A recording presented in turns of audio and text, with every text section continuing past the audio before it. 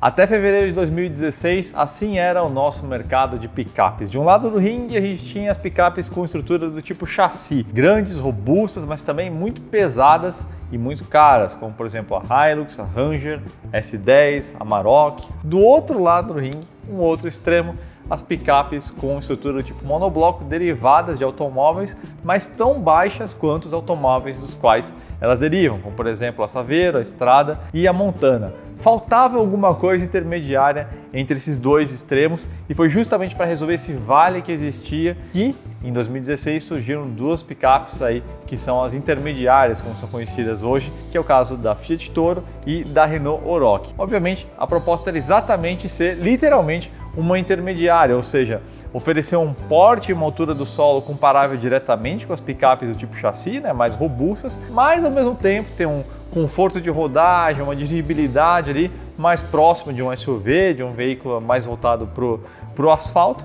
Também um visual interno especial e externo também mais próximos, né, do mundo automotivo. E acima de tudo a questão do preço, né? Um preço bem mais próximo aí do universo das picapes compactas do que as picapes do tipo chassi, que são realmente muito caras de serem fabricadas. A Toro em especial ela conseguiu se destacar bem pela opção do motor a diesel, né? O Multijet 2 com 170 cavalos e 35,7 kgfm de torque. Por quê? Junto com o motor a diesel, que já é algo bastante desejável, vem a tração 4x4, câmbio automático 9 marchas. Toda essa combinação resulta numa capacidade de carga de 1 tonelada. E aí com essas qualidades, ela acaba se aproximando bastante aí do que as picapes com chassi, cabine dupla, têm a oferecer. É lógico que picapes tipo chassi são muito mais robustas, o tipo de suspensão acaba apresentando um pouco mais de curso, né? Então para usos mais extremos, de fato, chassi acaba sendo invencível. Mas para todo o universo de pessoas que não precisavam de algo tão extremo, mas queria essas qualidades, a Toro Diesel resolve muito bem essa demanda, né? E isso ficou ainda mais palatável agora que finalmente, né, a FCA acordou e fez uma versão de entrada a diesel, e isso só agora no fim de ano, né, Endurance, por R$130 mil, né? Antes a primeira diesel era a Freedom, que custava aí quase R$10 mil a mais. Então, independentemente dos céticos, né, dizer que é uma picape Nutella e não sei o que, o fato é que a gente tem, no caso da Toro em especial, um fenômeno de vendas. Eu trouxe alguns dados aqui, pra vocês terem uma ideia. Ela é muito mais cara que a Strada, né? Mas é um segmento, vai lembrar aí, que a Fiat conhece muito bem, justamente por todo o sucesso da Strada. Mesmo muito mais caro, a Toro desbancou em 6 ocasiões nos últimos 2 anos a Strada. Vendeu mais do que a Strada em 6 meses nos últimos 2 anos. Pra vocês terem uma ideia, o que é a Toro em termos de participação de mercado, e olha como o Brasil é um país curioso, né? A Toro é o veículo de 4 rodas, o 9º veículo de 4 rodas mais vendido do Brasil. Ele vende mais do que o Corolla, vende mais que o Renegade, vende mais que o Compass, vende só 10% a menos do que o Polo, uma picape. Isso dá uma ideia, vamos dizer assim, do quanto que a Fiat conhecia esse mercado, porque num primeiro momento, nós todos, jornalistas, no evento de lançamento, a gente ficou meio na dúvida, falou, para quem que é um veículo desse tipo, meio SUV, meio picape, mas não é chassi, para quem que eles estão querendo vender? Olha só como os caras conheciam o mercado. Se você quer mais uma prova de como os caras conheciam bem o mercado, é justamente o assunto que a gente vai falar no vídeo de hoje, né? Você não consegue ficar nadando muito tempo sozinho, dando braçadas ali a rodo, né? Você não consegue reinar numa determinada faixa de segmento de mercado por muito tempo. Os concorrentes preparam a sua resposta, mas vocês vão ver que as respostas do mercado das outras marcas concorrentes vai demorar um pouquinho ainda entre 2020 e 2021, mas tem muita coisa interessante para vir. Então esse mercado em específico vai ficar muito interessante em não muito tempo. Então Volkswagen, GM, Ford, com certeza essas 3 têm respostas que a gente vai apresentar aqui para vocês. E ainda tem a Hyundai, que tem um pequeno ponto de interrogação, mas a picape já está sendo feita, já está sendo desenvolvida, então vai ser tudo bem interessante. Acompanhe aí a partir de agora.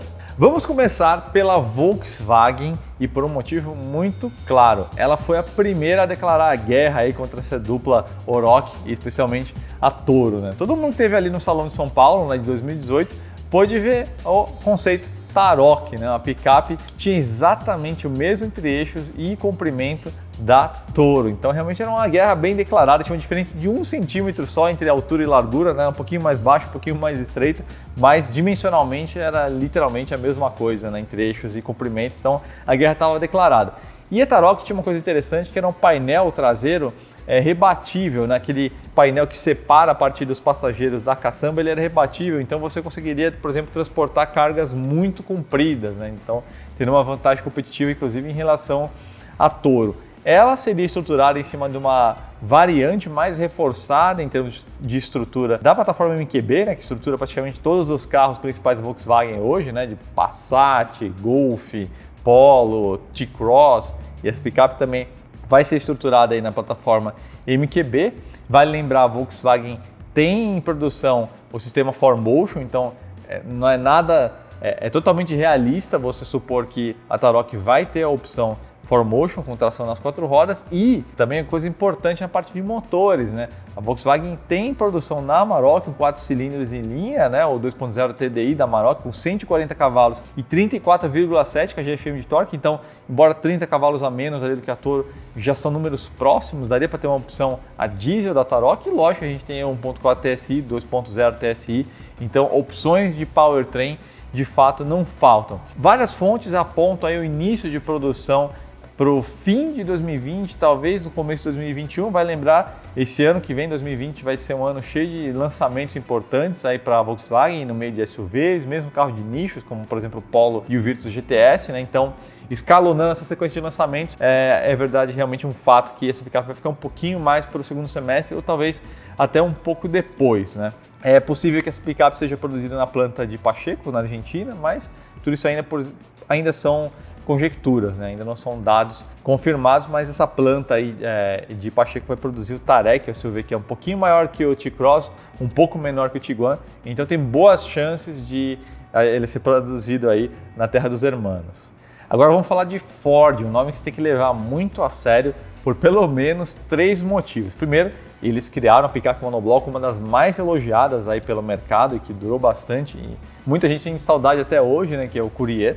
A Ford é simplesmente uma tradição histórica enorme com produção de picapes, e nos Estados Unidos eles são uma verdadeira potência, né? F-150, F-250, então eles realmente comandam muito isso, e quem está desenvolvendo a anti-Toro da Ford são os australianos. Os australianos têm muita tradição com picape do tipo monobloco, né? Vai lembrar das UTEs, né? As UTEs, né? As picapes aí derivadas de carros que são um pouquinho maiores, com motores V8 e tudo mais, mas eles conhecem muito essa parte de estrutura, eles vão conseguir desenvolver sem dúvida uma picape muito boa. Então a Ford está armada aí até os dentes com know-how, tá? O site australiano Wheels teve acesso a alguns documentos de engenharia da Ford. De acordo com eles, a Ford vai utilizar a plataforma C2 do Focus, que é uma plataforma muito boa, diga-se de passagem, e fala-se aí em algumas opções de motor, como por exemplo 1.5, 2.0 EcoBoost, até mesmo de um aspirado aí com um pouco mais de 2 litros, né? Opção 4x4 também se fala, e câmbio automático de 8 marchas. Aí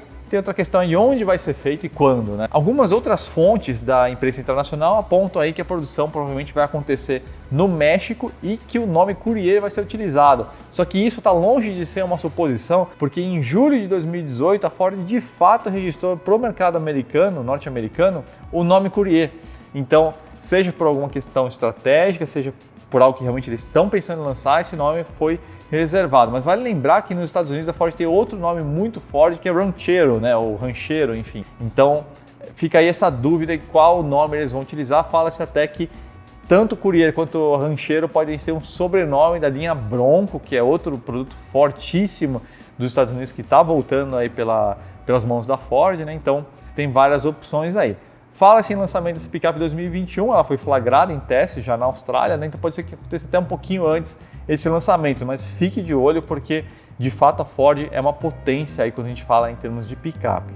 Falamos em Ford picape, obviamente tem que falar de Chevrolet também, eles não iam ficar de fora dessa dança. Vou trazer algumas informações para vocês aqui no lançamento. Aliás, antes de falar isso, vai lembrar, né? Os caras têm conhecimento também com monobloco, né? No caso da Montana, e S10 fez comentários aí, uma verdadeira potência aí no universo de picapes com chassi. No lançamento do Onix Hatch, o presidente da General Motors para a América do Sul, Carlos Arlen, ele deu já uma declaração que deu todos os indicativos de que realmente eles vão entrar nesse segmento. Ele disse assim, ó: estamos muito atentos a esse mercado de picapes entre as médias, como a S10, né, com chassi, e as compactas, monobloco, né, do tipo, como por exemplo a Montana, que eles mesmos fazem, né? Então, eles estão de olho nisso. É um segmento vibrante e temos bastante interesse em competir nele. Fosse só essa declaração do Zarlenga, seria uma possibilidade, mas alguns meses antes, o candidato à presidência da Argentina, Alberto Fernandes, se reuniu com os executivos da General Motors lá na Argentina. E em agosto ele declarou que vai ser produzida uma picape justamente posicionada entre a S10 e a Montana. Então aí se encerra qualquer tipo de dúvida, né? De fato, faz parte da estratégia. A gente não sabe aonde vai ser fabricado, né? Se vai ser em São Caetano do Sul, em Gravataí ou na Argentina. Isso a gente não sabe, mas é fato que faz parte da estratégia da General Motors entrar nessa briga. E eles têm uma plataforma excelente para isso, que acabou de ser lançada, né? A GEM, né? O GEM. Foi, por exemplo, introduzida agora no Onix, mas a gente sabe que o Tracker dessa nova geração também vai utilizar essa plataforma. E a General Motors já tinha anunciado no lançamento do Onix que vão lançar aí 8 veículos diferentes com 5 tipos diferentes de carroceria partindo dessa base, dessa mesma plataforma da GEM. Então é certeza que realmente a picape vai utilizar essa plataforma. Para o motor fala-se muito aí no 1.4 turbo, né, que vai ser utilizado aí na Tracker também, né? E vai lembrar, esse 10 também tem a opção de motor a diesel, então fica aí um caso meio parecido com a da Volkswagen no sentido de você já tem em produção motores tanto flex turbinados quanto diesel que poderiam atender aí a demanda dessa picape, né? Algumas fontes também falam sobre o fim da Montana, né? Isso é uma possibilidade, como por exemplo aconteceu com o Onix, né? O Onix Plus ele de fato jogou aí na obsolescência, né? O Cobalt, então pode ter um destino parecido aí à Montana, que já tem bastante tempo de história aí, né? A projeção que vocês viram aí ao longo enquanto eu falava de GM Authority mostra aí uma picape de cabine simples, mas obviamente considere aí que o caminho deve ser realmente picape de cabine dupla, mas não descarte essa ilustração porque ela pode mostrar, ela justamente tem esse indicativo de que pode ser um veículo mais versátil do que os que a gente falou até então, né? E aí, por fim, para falar de Chevrolet, coisa muito interessante é a questão de estilo, tá? Porque se a gente pegar essa fase nova de design dos veículos utilitários da Chevrolet, por exemplo, o Trailblazer americano, e o próprio Camaro, de certa forma, acabou bebendo um pouco dessa água, dessa última fase, realmente é uma frente que casa muito bem com veículos utilitários, né? Bastante agressiva, bastante esportiva. Então, o Trailblazer ficou muito interessante, né? O americano, e sem dúvida nenhuma a picape com esse visual ficaria muito interessante, ficaria muito atraente mesmo. Então, fique de olho aí na Chevrolet, é outra potência aí que vai entrar aí nessa briga das picapes intermediárias. Aliás, a janela de lançamento aí dessa picape Chevrolet seria justamente muito próxima aí da Ford e da Volkswagen, ele é algo entre fim de 2020 e começo de 2021, ou talvez 2021 mesmo, né? Vai estar mais ou menos por ali. Por fim, para encerrar, a gente vai falar sobre a Hyundai. Também está planejando há muito tempo uma picape intermediária com estrutura tipo monobloco e de fato ela está sendo desenvolvida, mas existem alguns embrólios que a gente vai destrinchar aí agora que vocês vão ver realmente um pouco triste, mas talvez tenha uma solução. Então vamos lá.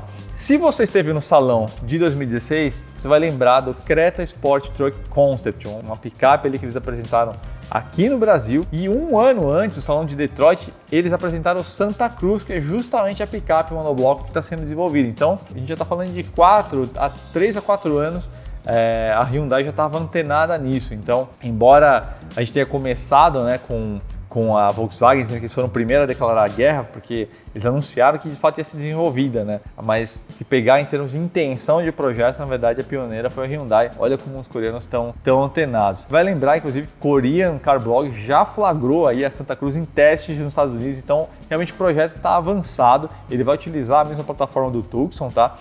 O Tucson da nova geração, que ainda vai ser lançado. E os motores, todo mundo aposta aí que vão ser o 2.5 Theta 3, tá? É uma gasolina turbinada, então um motor grande, aí, realmente bastante torcudo.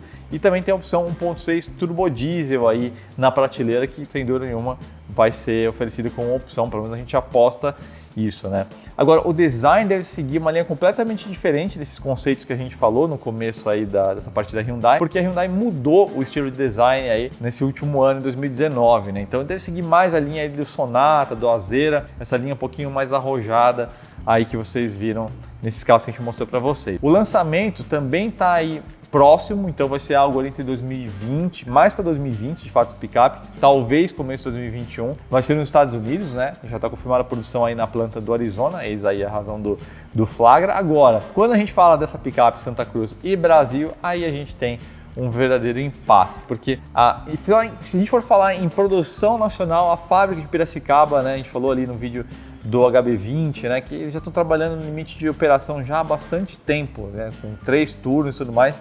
E aparentemente, né, posso estar enganado, mas aparentemente eles não estão muito interessados em fazer um grande investimento para expandir esse line-up, pelo menos por enquanto, pelo menos enquanto o Brasil aí se apresenta aí nessa fase de transição e uma possível melhora aí em termos de economia. Então, para curto prazo, de fato, não tem nada oficializado, tá? E aí, quando a gente entra numa outra opção, que seria, olha, vamos importar de algum outro país ali vizinho, não tem uma fábrica próxima da Hyundai aqui na América do Sul. E quando a gente fala em importação de lugares mais distantes, a gente tem a questão da exclusividade aí, essa disputa judicial que está acontecendo, inclusive, está rolando em segredo de justiça, né, entre a Hyundai e a Caoa. Então, enquanto isso não se resolver, é pouco provável que a gente tenha essa picape aqui no Brasil, né? Então ela vai de fato ser lançada, né, lá fora, mas como a gente tem aí um ano mais ou menos, quem sabe aí já se resolveu esse imbróglio também. Então não considere carta fora do baralho, até porque o pessoal da Hyundai é bastante arrojado, então pode ser que eles apareçam aí com uma surpresa e peguem todo mundo no contrapé,